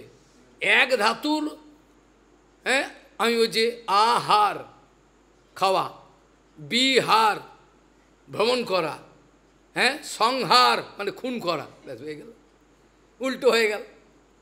তাহলে ব্যাকরণ দেখুন কিরম বলছে। তাহলে একটাই তোমার একটু খালি উপসর্গ লাগিয়ে দিলে ব্যাস হয়ে গেল, অন্য মানে হয়ে গেল, সর্বনাশ হয়ে যাবে। সেই জন্য আমাদের উপসর্গগুলো গুরু বৈষ্ণব দেখেন, দেখে দয়া করে এগুলো চিকিৎসা করেন, প্রুফরিড করেন। এটা প্রভুপাদ প্রুফরিড করতেন, এটা দেখে কোথায় কোথায় ভুল হচ্ছে, সেগুলো আমাদের বলেন, আমরা দুঃখী হয়ে যাই। কিন্তু দয়া করে এগুলো বলেন, কেন বললে পরে প্রুফরিড করছে, ঠিক হয়ে যাবে। না, সংশোধন না করতে হলে হবে না তো, এইখানে পড়ে থাকবে, একই জায়গায় পড়ে থাকবে, যে তুমি সেই তুমি, কিছু লাভ হবে না। তাহলে আমরা বলেছিলাম যত্রোত্তম শ্লোক গুণানুবাদঃ প্রস্তুয়তে গ্রাম্য কথা বিঘাতঃ তত্র, যেখানে ভগবত কথা হবে, ভগবানের প্রসঙ্গ হবে, সেখানে গ্রাম্য কথা টিকতে পারবে না, পারবে? তত্ত্বোত্তম শ্লোক গুণানুবাদঃ প্রস্তুয়তে গ্রাম্য কথা বিঘাতঃ নিষেব্যমানম, খালি সেব্যমানম না, নি, প্র, পরা, অপ, অনু, বি, নি, এই যে নিষে মানে একবারে অত্যন্ত সুন্দরভাবে নিটালভাবে, নিখুঁতভাবে যদি শোনে, নিখুঁত মানে উইথ ফুল কনসেন্ট্রেশন, আর অন্যদিকে মন নেই। যার জন্য গোকর্ণজি মহারাজের কথাতে আমাদের ধুন্ধুকারীর বিরাট মঙ্গল হয়ে গেল। বাকি লোক এই প্রশ্নটা ধুন্ধুকারীর যে মঙ্গল, একটা বিমান আনলো চলে গেল, এই প্রশ্নটা গোকর্ণজি মহারাজ বিষ্ণুদূতের কাছে করেছিলেন যে আপনারা একটা বিমান আনলেন কেন? তা আমার তো শ্রোতা অনেক, আমার তো অনেক শ্রোতা, আপনি আনি তানি বিমান আনি ন যুগপৎ কুতঃ, এদের জন্য কেন একসঙ্গে বিমান আনলেন না? বলে এরা শুনেছে, এরা মনন করেনি, বোঝা গেল? শ্রবণটা বড় অনেকে আছে, কানটায় শুনছে, কিন্তু ওটা শোনা বলে না। ভগবত কথা কাকে শোনা বলে? এরা যদি বাস্তবিক কারোর সঙ্গে কেউ সাধুর দেখা হয়ে থাকে, তাহলে সে জানতে পারে। ভক্তিপ্রমোদ পুরী প্রভা থেকে শুনছেন, শোনা মানেই যেন আমরা যেমন রাক্ষসের মতো খাই আরাম করে, মনে হচ্ছে প্রতিটা ইন্দ্রিয় দিয়ে প্রভুপাদের কথাগুলোকে পান করছে। কান দিয়ে তো শুনছে, চোখ দিয়ে প্রভুপাদকে দেখছে, জিহ্বা দিয়ে বলছে, তো বলছে, হাত দিয়ে বা ত্বক দিয়ে প্রভুপাদের চরণ ধুলিটাকে তো স্পর্শ করে মাথায় নিচ্ছে, এগুলো হচ্ছে তো। হ্যাঁ, এইভাবে আমার ইন্দ্রিয় গ্রাম যখন পরিপূর্ণরূপে কনসেন্ট্রেটেড হয়ে যাবে একটা বিষয়, এটা হচ্ছে হরিকথা শ্রবণ, তখন সেটাকে শ্রবণ বলা হয়। And that harikatha you can digest, otherwise you can't digest. অনেকেই খেতে ইচ্ছা করে খেয়ে নেয়, কিন্তু হজম ক্ষমতা নাই, পরে বমি হয়ে যায়, পারে না তো, হজম ক্ষমতা নেই। ঠিক সেরকম হরিকথা অনেকেই শোনে, কিন্তু বর্তমান যুগে এমন ব্রহ্মচারী খুবই কম পাওয়া যায় না, না বললেই হয়, যে শোনার পর এরাকে প্রত্যেকটা শব্দকে ব্রহ্মচর্যের গুণেতে পুরো একবারে হজম করে নেবে, পরে সেটাকে রিপিট করতে হবে। কেন রিপিট করতে হবে? তো নকল করতে হবে না, রিপিট করতে হবে আনুগত্যে, সেটা করতে পারে না। যার জন্য হরিকথা কাম, এইটাই গোকর্ণজি মহারাজ বলছেন যে আপনারা একটা বিমান আনলেন কেন? বিষ্ণুদূত বলছেন এরা তো শ্রবণ করেছে কিন্তু মনন করেনি, কিন্তু অ্যাকর্ডিং টু হিজ ডিম্যান্ড, তার ডিম্যান্ড ছিল, তাই জন্য সে এমনভাবে শ্রবণ করেছে, এক শ্রবণেই তার হয়ে গেছে। সে বুঝতে পেরেছে এটা দরকার আমার জীবন, না আমার জীবন সব বৃথা। ওই জন্য একটা বিমানের জন্য ও একটা হরিকথাতেই হয়ে গেল, 7 দিনের হরিকথাতে মঙ্গল হয়ে গেল, বেরিয়ে চলে গেল বিষ্ণুদূত। আবার অনেকে সারা জীবন রোগ রেগে যাচ্ছে, হচ্ছে না, এটা তো নির্ভর করে। তাহলে যত্রোত্তম শ্লোক গুণান বাধা প্রস্তুয়তে গ্রাম্য কথা বিঘাত নিষেব্যমানম, এখানে সেব্যমানম নেই, নিষেব্যমানম বলা আছে। নিখুঁত রূপে যখন শ্রবণ করছে, নিষেব্যমানম মনুদীনম, without any interruption. If my hearing there is interruption, সেইটাকে হরিকথা বলে না। তাহলে আমি কী করে শ্রবণ করবো? কন্টিনিউয়াস? হ্যাঁ, কন্টিনিউয়াস শ্রবণ হয়। গুরুদেব চলে গেছেন, 22 বছর হয়ে গেল, কানের কাছে গুরুদেবের কথাগুলো চলছে, সব কানের মতো সব ভেসে উঠছে। এরা বলে ঘুমোচ্ছে, খাচ্ছে, দাচ্ছে, চলছে, ফিরছে, লোকের সঙ্গে কথা বলছে, তার মধ্যে অন্তঃকরণে কিন্তু ওইদিকে মন রয়েছে, কথা বলছে কিন্তু বাইরে গেল, হরি কথা বলছে, কোনো কিছু বোঝাচ্ছে, মনটা পড়ে রয়েছে ওখানে। এইভাবে কথাগুলোর সত্যতা এখানেই প্রমাণিত হয়। নিষেব্যমানম অনুদিনম, অনুদিন মানে হচ্ছে কোনো দিন যেন বাদ না যায়, আর অনুদিন মানে হচ্ছে প্রত্যেকটা দিনে আনুগত্যে। আমি আনুগত্য ছাড়া অনেক শ্রবণ করতে পারি, বাজারের কোনো কথা বৃন্দাবনে হয়, ওই যে মিউজিক ফিউজিক চলে, আমি শুনতে আরম্ভ করলাম, এটাও হতে পারে, সেই সময় তো কাজ হবে না কিছু। তাই যে নিঃসব্যমানম অনুদিনম, মুমুক্ষ ব্যক্তির, যে যার জীবনে মুক্তি চায়, তারও মনটা কৃষ্ণের চরণে লেগে যাবে। মুমুক্ষর মতিম সতীম, সতীমতি, অসতীমতি আর সতীমতি। মতি স্ত্রীলিঙ্গ বলা হয়, বুঝে গেল না? আর হিন্দি ভাষা তো আরও খটমটি, রাস্তাকে স্ত্রীলিঙ্গ বলা হয়, গাড়িকে স্ত্রীলিঙ্গ বলা হয়, ট্রেন আएगी आएगा না, এগুলো কে মনে রাখবে? এগুলো লিঙ্গ না মনে রাখলে ভুল হয়ে যাবে, তারা মন্ত্র পারবে না, তারা উল্টো হয়ে যাবে, সব খেয়াল রাখতে হবে। তাই যেই এইটা ছিল মানে, তাই যে আমাদের জীবনের একমাত্র একটাই রাস্তা, নিরন্তর হরিকথা শ্রবণ, এছাড়া আর দ্বিতীয় কোনো রাস্তা নেই। অন্য কোনো বর্তমানে যে অবস্থা, আর কোনো সব রাস্তা ব্লক, আর কোনো রাস্তা নেই। পরিক্রমায় যাবে, বৃন্দাবনে যাবে, ব্রজবাসীর দোষ দর্শন হবে, ওই ওরা পেঁয়াজ রসুন খাচ্ছে, ওখানে যাবে এই দর্শন হবে, ওইখানে মঠে যাবে এই দোষ এই হবে। নিরন্তর যিনি ভগবান নাম আর কথা কীর্তনে ডুবে থাকবেন, তারই রাস্তা আছে, আর কোনো রাস্তা নেই। আর প্রত্যেকটা ক্রিয়াকর্ম কোনো বিজ্ঞ ব্যক্তি মহাজনকে প্রশ্ন করে জেনে ভালো করে আগে পিছে বুঝে তারপর ক্রিয়াকর্ম করতে হয়। আর যারা নিজের খামখেয়ালি বসে করে, তাদের অবশ্যম্ভাবী বিপদ, এই বিপদ তারা এড়াতে পারে না, হবেই হবে, কিছু করার নেই। কত দূর আটকাবে? শরীরে একটা তো ক্ষমতা আছে, কতদূর লড়াই করবে? আমরা আলোচনা প্রসঙ্গে দেখেছিলাম যে সেখানে কোথায় আলোচনা করছিলাম,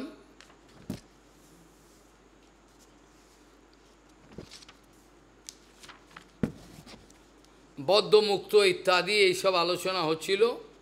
আর ভগবান বলছেন, উদ্ধব দেখো, আমারই দুটো শক্তি আছে, ক্রিয়া করে। ভগবানের শক্তি অনন্ত, ভগবানের শক্তিকে গোনা যায় না। তার মধ্যে ক্যাটেগরিক্যালি আমরা তিনটে বলতে পারি, একটা হচ্ছে চিৎশক্তি, জীবশক্তি, মায়া।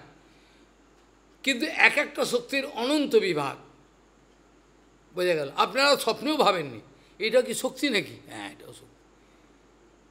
ভগবানের শক্তি অনন্ত, তার মধ্যে ক্যাটেগরিক্যালি আমরা বলতে পারি চিৎশক্তি, জীবশক্তি আর মায়াশক্তি, তিনটে। কিন্তু তার মধ্যে অসংখ্য বিভেদ আছে। একটা উদাহরণ দিই, বলছেন ভগবানের স্বপ্রকাশত শক্তি আছে, বলে এটা শুনিনি কোনোদিন। সেলফ ম্যানিফেস্টিং পটেন্সি ভগবান ক্যান রিজার্ভ। ভগবানের স্বপ্রকাশতাময় শক্তি আছে একটা, এটা কখন বোঝা যায়? যেমন গৌরীদাস পণ্ডিতের সভায় গৌর নিত্যানন্দকে দেখছি, রাঘব পণ্ডিতের ওখানে দেখতে পাচ্ছি নিত্যানন্দের নিত্য দেখছে গৌর আছে। এইভাবে ভগবান যখন মনে করবেন একে আমি দর্শন দেব, স্বপ্রকাশ হতে একটা এক্স্যাক্ট এক্সাম্পল দিলে ভালো হয়। সেটা হচ্ছে কি, যেমন রথযাত্রার অগ্রেতে চৈতন্য মহাপ্রভু নৃত্য করছেন, সাতটা সম্প্রদায়, বক্রেশ্বর থেকে শ্রীবাস পণ্ডিত থেকে সব সাতটা সম্প্রদায় রয়েছেন। আর রাজা প্রতাপরুদ্ধ, সার্বভৌম ভট্টাচার্য, কাশী মিশ্র, অর্থাৎ রাজার গুরু, যার পা টিপে দেন প্রতিদিন রাজা পুরুষোত্তমে থাকলে, যখন নীলাচলে থাকেন তখন রোজ রাজা যান, গিয়ে গুরুদেবের পা টিপে দেন। আর গুরুদেব শুনতে থাকে গুরুদেবের জগন্নাথের কী সেবায় সুবিধে অসুবিধে হচ্ছে, এটা বলতে থাকেন। সেবার ভিয়ান, ভিয়ান মানে ফিরিস্তি, এটা শুনতে থাকেন। তো সেখানে রথযাত্রার সময় মহাপ্রভু সাত সম্প্রদায় নৃত্য করছেন। ওদিকে ওপর থেকে সার্বভৌম ভট্টাচার্য, রাজা এবং কাশী মিশ্র তিনজনে একটা অদ্ভুত জিনিস দেখছেন। মহাপ্রভু এক সম্প্রদায় নৃত্য করছেন না, দেখছেন অ্যাট এ টাইম সাতটা সম্প্রদায় একসঙ্গে নৃত্য করছেন। এটা কিন্তু কেউ দেখতে পাচ্ছে না, বোঝা গেল? শ্রীবাস পণ্ডিত বদ্ধজীব নয়, বক্রেশ্বর পণ্ডিত বদ্ধজীব নয়, কেউই বদ্ধজীব নয়, কিন্তু তাদেরকে দেখা দেবেন না, দেখতে দেবেন না। তারা প্রত্যেকে ভাবছে প্রভু আমার সম্প্রদায়ে আছেন, অপর সম্প্রদায় যান নাই, আমাকে বেশি করে ভালোবাসেন, এই জন্য আমার সম্প্রদায় রয়েছে। এটা বক্রেশ্বর বলছেন আমার সম্প্রদায় প্রভু আমাকে বেশি ভালোবাসেন, আমার সম্প্রদায়। শিবাদ ভাবছে আমাকে ভালো, কিন্তু ওরা জানতে পারছে না প্রভু সাত সম্প্রদায় একসঙ্গে নৃত্য করছেন, কিন্তু কেউ দেখতে পাচ্ছে না। খালি তিনজনকে ভগবানের ইচ্ছায় যোগমায়া, ভগবানের ইচ্ছায় যোগমায়া সমাধান করে দেখাচ্ছে, দেখ সাতটা সম্প্রদায় একসঙ্গে মহাপ্রভু নৃত্য, কিন্তু বাকি কেউ দেখতে পাচ্ছে না। বোঝা গেল এই উদাহরণটা?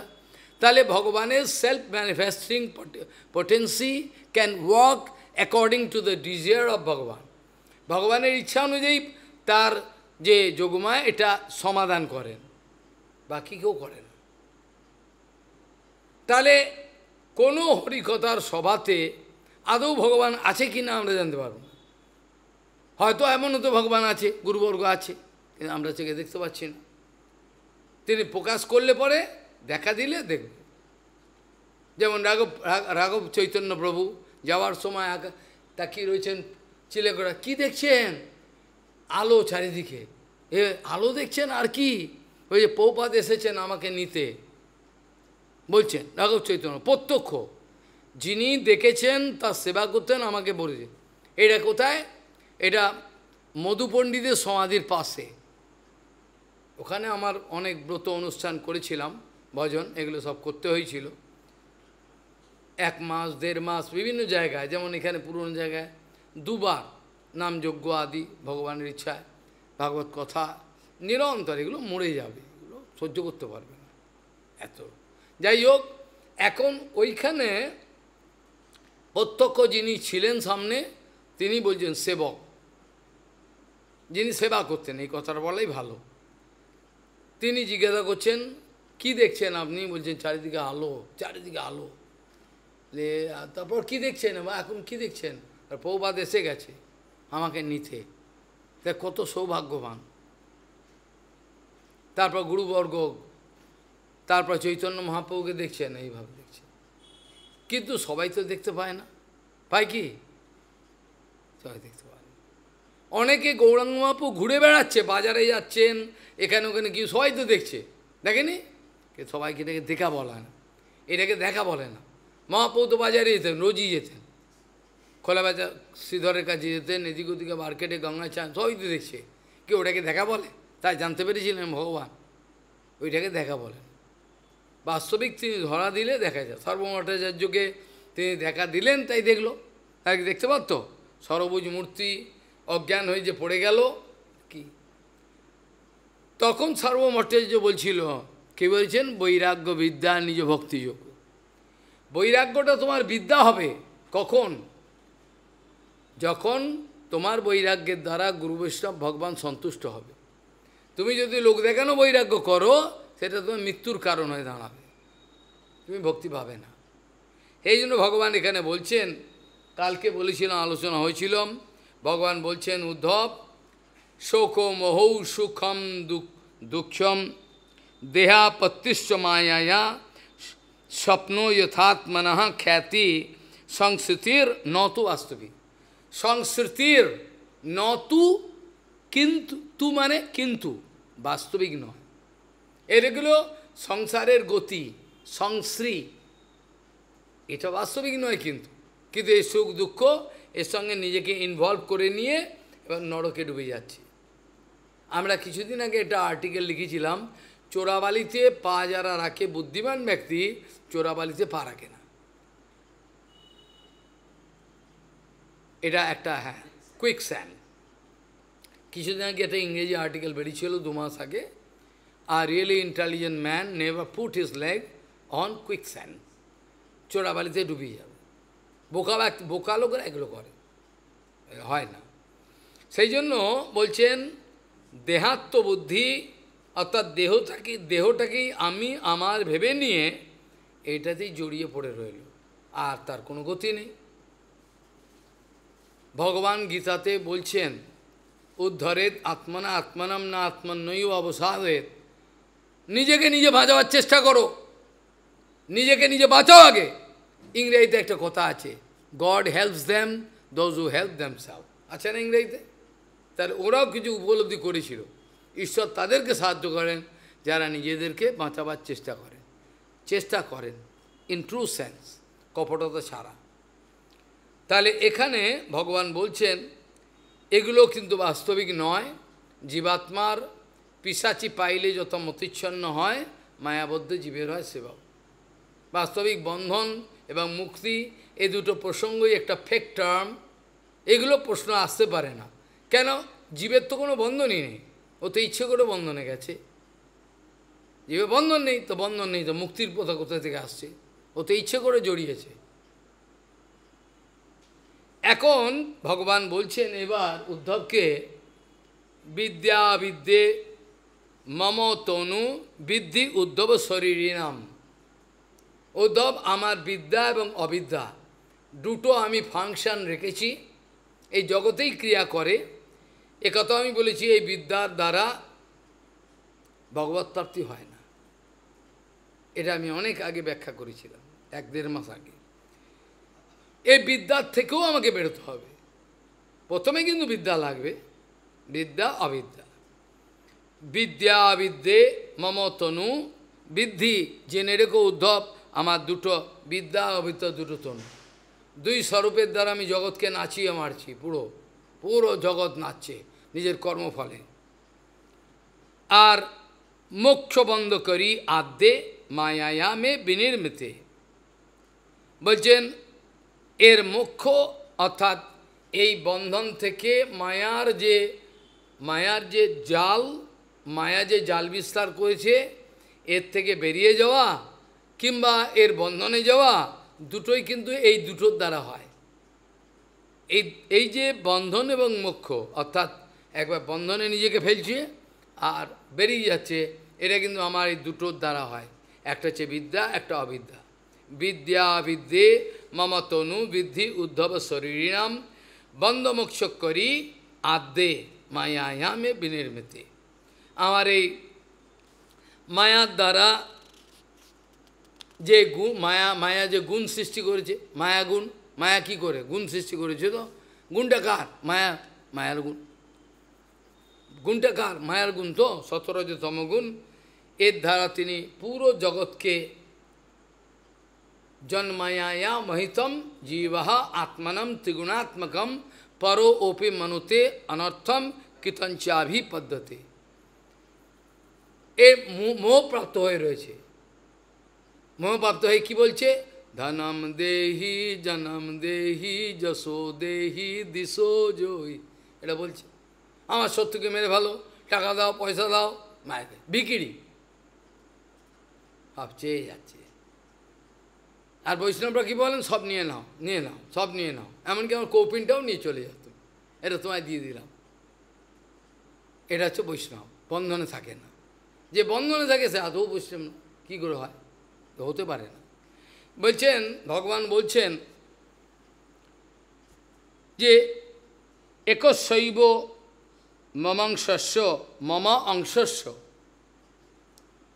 জীবশৈব মহামতে আর বদ্ধ অস্যাবিদ্যয়া অবিদ্যয়া অনাদির বিদ্যয়া চ যথেতরহ যথা ইতরহ যথেতরহ একশৈব।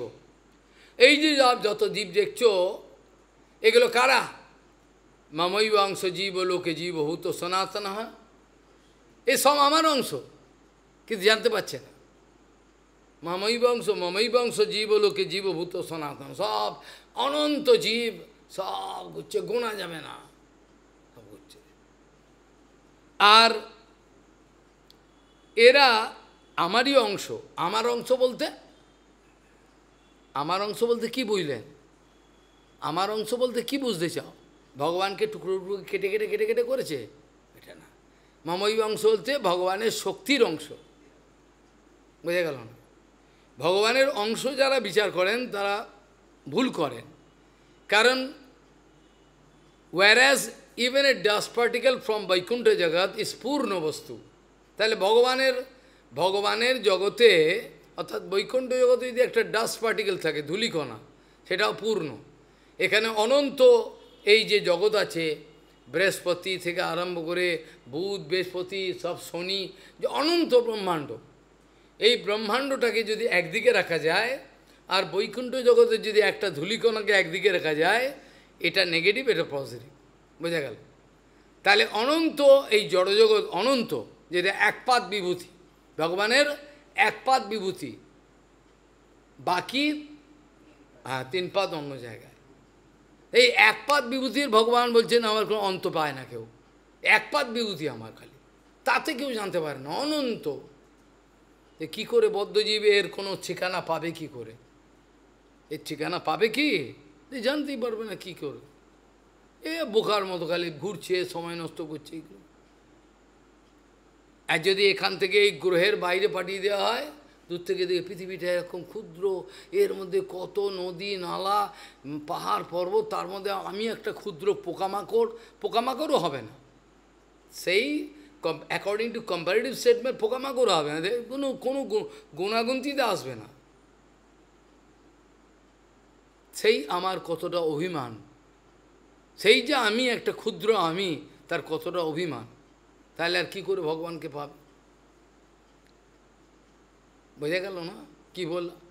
এইভাবে গুরু বৈষ্ণব বিচরণ করতে পারে এই জগতে, শুধু না, এর বাইরে গ্রহ তার সব দেখতে অনুভব করে, বিস্তৃতভাবে সব অনুভব করে, দেখে নিজের ক্ষুদ্রতা অনুভব করে লজ্জা পায়।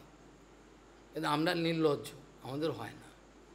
সেই জন্য বলছেন ভগবানের অংশ বলতে ভগবানকে কেটে কেটে টুকরো করে বা ডাস্ট পার্টিকেল করেছে ভগবানকে গুঁড়ো করে, এরম নয়, এটা নয়। ভগবানের এরমভাবে ভগবানের শক্তির অংশ, কারণ যেহেতু বেদান্তে বলছে শক্তি শক্তি মত্তর অভেদ, শক্তি এবং শক্তিমান যেহেতু অভিন্ন, শক্তি এবং শক্তিমান যেহেতু অভিন্ন, শক্তি শক্তি মত্তর অভেদ বেদান্ত, তা সেই জন্য ভগবানের যদি অভিন্ন হয় শক্তি, তাহলে ভগবান যদি বলেই থাকেন মমই বংশ, ক্ষতি কী? তাদের কোনো ক্ষতি নেই, ভগবান তো অংশই। কিন্তু একটা কথা খেয়াল রাখতে হবে, ভগবান, এটা কথা অনেকেই জানেন না আর জানবার চেষ্টাও করেন। ভগবানের স্বরূপ শক্তি ভগবানের ভেতরে থাকে, কিন্তু জীবশক্তি ভগবানের বাইরে থাকে, এটা কেউ জানে না। কিন্তু ভগবানের বাইরে হলে যেমন অচিন্ত ভেদাভেদ তত্ত্ব হয়, চিন্তার অতীত, বাইরে থেকেও ভগবানের সঙ্গেই আছে, ভগবান বলতে পারেন আমার, কিন্তু ভগবানের ডাইরেক্টলি অন্দরে নাই। স্বরূপ শক্তিটা ভগবানের অন্তর, জীবশক্তি আর মায়াশক্তির, মায়াশক্তি তো একেবারেই বাইরে, মায়াশক্তি তো প্রশ্নই আসে না, দূরে থাকে, অনেক দূরে। আর জীবশক্তি সেও পায় না, সন্ধান পায় না। তাহলে এখানে বলছেন একশৈব মমাংশস্য জীবশৈব মহামতে বদ্ধ অস্যাবিদ্যয়া অনাদির বিদ্যয়া তথেতরহ তথা ইতরহ, অর্থাৎ এই বিদ্যার অবিদ্যার দ্বারা এই বদ্ধজীব, আমার যে মমৈব অংশ জীবলোকে যে বললাম, এরা অনন্তকাল কবে থেকে বদ্ধদশায় রয়েছে কেউ জানে না। আর সুযোগ, এমন একটা বদ অভ্যাস হয়ে গেছে, এদেরকে সুযোগ দিলেও নেবে না। এরা যদি সুযোগ, এখন যদি প্রভুপাদ আবির্ভাব হয় এখানে, তাহলেও কেউ প্রভুপাদকে স্মরণ করবে না, প্রভুপাদের অনুগমন করবে না, নিশ্চিত। এতটাই ভয়ঙ্কর পরিস্থিতি এসে গেছে, মুখে বলবে কিন্তু বাস্তবিক পক্ষে অনুগমন করবে না, অনুসরণ করবে, নাটক করবে, অনুসরণ করবে না। তাহলে এই যে আমার অংশ, তার এক একজন, এই যে জীবাত্মা একশৈব মমাংশস্য, এই যে জীবশৈব মহামতে, হে মহামতি উদ্ধব জেনে রাখো, আমার এই যে জীবাত্মাগুলো এক একটা ক্ষুদ্র ক্ষুদ্র, একবার এতটাই ক্ষুদ্র যে কোনো রকমভাবে এর পরিমাপ করা, বা অলগ্র ভাগস্য শতভাগস্য শতথা কল্পিতস্য চ, আমার চুলের একেবারে অগ্রভাগ চোখে দেখা যায় না, ধূলিকণা, সেটাকে যদি 100 ভাগ করো উদ্ধব, এই অর্জুন, উদ্ধব ভাগ করে ফেলো, আর 100 ভাগ করার পর এক একটা ভাগকে আবার 100 ভাগ করো, কি দেখবে? বেদান্ত সূত্রে বলা আছে আত্মাটাকে কেমন দেখতে, কে জানে আত্মাটাকে কেমন দেখতে? কেউ কি দেখেছে? বাবা মরে গেল, মা মরে গেল, এ মরে গেল, দেখছে আত্মাটা দেখতেই পায় না, দেখতে পায় না তো, এই চোখ দিয়ে দেখা যায় না, এই চোখ দিয়ে আত্মাকে দেখা যায় না, এই চোখ দিয়ে দেখা যায় না আত্মাকে। আত্মা বেদান্ত সূত্র বলছে, একটা উদাহরণ দিয়েছেন, এবার তুমি যা বোঝার বুঝে নাও, গুণাত আলোকবৎ, অর্থাৎ কোয়ালিটেটিভলি যদি গুণগত মান বিচার করো, তাহলে আলো যেমন হয়, আলোকবৎ, বত্তু প্রত্যয়, ব্যাকরণে বত্তু প্রত্যয় মানে মতন, নট এক্স্যাক্টলি দ্য সেম, এটাকে বলছেন গুণাত আলোকবৎ, যেটাকে আমি বৎ বলেছি, সেটাকে এক্স্যাক্ট বলতে পারি না, অর্থাৎ নিয়ার অ্যাপ্রক্সিমেশন আমি উদাহরণটা দিলাম। এটা মিলবে না। কেন? আলোর সঙ্গে কী করে গুরু? চিন্ময় আত্মা আলোর সঙ্গে, আলো তো জড় জগতের, আলো তো জড় জগতের, তা আত্মার সঙ্গে কী করে তুলনা হবে? আত্মা তো চিন্ময়, আলো তো জড় জগতে। ভূমি রাপ অনলো খং, হ্যাঁ, বায়ু খং মন বুদ্ধির এবচ অহংকার ইতিহামে প্রকৃতি, প্রাকৃতিক জগতে, কিন্তু আত্মা তো চিন্ময়। তাহলে এমনি উদাহরণ বললো কেমন দেখতে, বললে আলোক, আলোর মতো, আলোর যেন একটা পার্টিকেল টিমটিম করে জ্বলছে এরকম। আর ওই আত্মা যখন এই জড় শরীরের মধ্যে ঢুকে পড়ল, ব্যাস পুরো শরীর, সব মেশিনারি, যেমন ইলেকট্রিসিটি এসে গেলে সব মেশিনারি চলে, ওই একটা আত্মা একটা জায়গায় থেকে পুরো শরীরকে ফাংশন করছে পুরো। তার জন্য প্রত্যেকটা লিম্বস, অঙ্গ প্রত্যঙ্গ অ্যাক্টিভ দেখা যাচ্ছে। ঠিক আত্মাটা বেরিয়ে যাবে, ওই ইন্দ্রিয়, ওই চোখ, ওই কান, ওই নাক, ওই সব কিছু রয়েছে, বাট ইনঅ্যাক্টিভ। আর চোখ দেখবে, ওই রয়েছে কিন্তু ওই ইন্দ্রিয় কেউ নিয়ে যায়নি, ওই চোখ রয়েছে, ওই কান রয়েছে, ওই হাত পা উদর উপর সব রয়েছে, কিন্তু আর কিছু হবে না। তাই জন্য ঋষিকেশ সেবনম ভক্তিরুচ্চ, সমস্ত ইন্দ্রিয়গ্রামের দ্বারা অন্য কিছু আস্বাদন না করে একমাত্র হরিভজন, হরিভক্তি আস্বাদন করাই উচিত। এছাড়া আর অন্য কোনো রাস্তা এর মধ্যে নাই। এই জন্য বলছেন যে এই অবিদ্যার দ্বারা উদ্ধব এই জীবাত্মাগুলো বন্ধনে চলে যায়, আর বিদ্যার দ্বারা নিজেকে মোচন করতে পারে, নিজের বন্ধনটাই খুলতে পারে। বন্ধনটাই খোলে, বন্ধনটাই খুললো তো কী হলো? জেলখানা থেকে তোমাকে ছেড়ে দিল, তো কী হলো? জেলখানায় ছিলে, কোনো অন্যায় করেছে 10 বছর, তারপর ছেড়ে দিয়েছে, কী হয়েছে? কোথায় যাবে? এরপরে যে ভক্তি, এটা তো গুরু বৈষ্ণব ছাড়া পাবে না। কত লাভালাভি করবে, কি করবে? ওদের হাতে রিজার্ভ। গুরু বৈষ্ণব সঙ্গ ছাড়া আর রাস্তা, তারা দিতে পারে। আর কিছু তুমি দিলে দিতে পারো, কৃষ্ণ ভক্তি ছাড়া। আরে কৃষ্ণ তো বোঝেই না, কী বলবি, কী কৃষ্ণ ভক্তি কাকে বলে? টাকা পয়সা দেখছি, এইটিই তো সব, এটা দেখা যায় না, সেই জিনিস নিয়ে কী করবো, ফালতু জিনিস।